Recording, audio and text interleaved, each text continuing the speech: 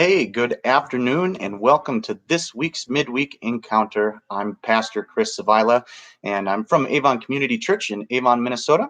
And over the last couple of weeks, I've really enjoyed being able to get out and see some of you and pray with some of you and your families. And there's some really great things that we're seeing happening with a lot of your families, and it's extremely clear that God is using this time to bless you in some really unforeseen ways.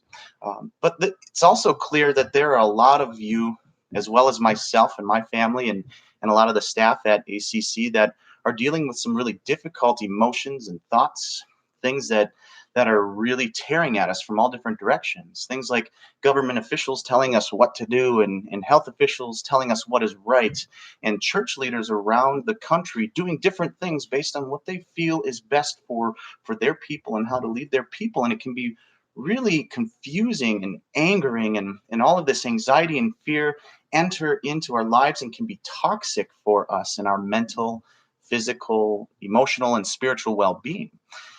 We don't really know who to trust anymore, and find ourselves following one leader or another and their views based on what we feel is best in our situation.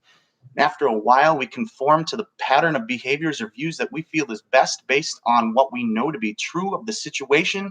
And then, boom, just like that, we are Christians who are out in this world just like anybody else. And we aren't really differing ourselves from the rest of the world.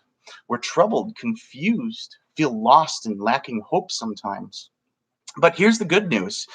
Good news is that God gives us a solution to all this. Paul writes in Romans 12:2 to not be conformed to the pattern of this world, but to be transformed by the renewing of your mind. Transformed by the renewing of your mind. Paul uses a Greek word, anakainosis, and we translate that to renewing, but directly translated, anakainosis means renovation.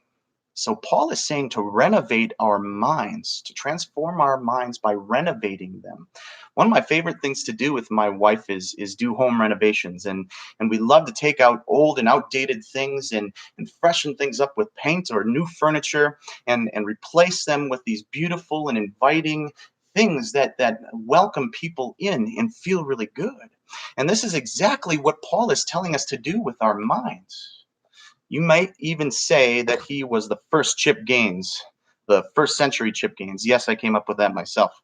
But he tells us to renovate them, to renovate our minds, get rid of all the old thoughts, all of the toxic thoughts, the ideas that keep us a part of this world's confusing and oftentimes angering and stressful views, and replace them with Jesus.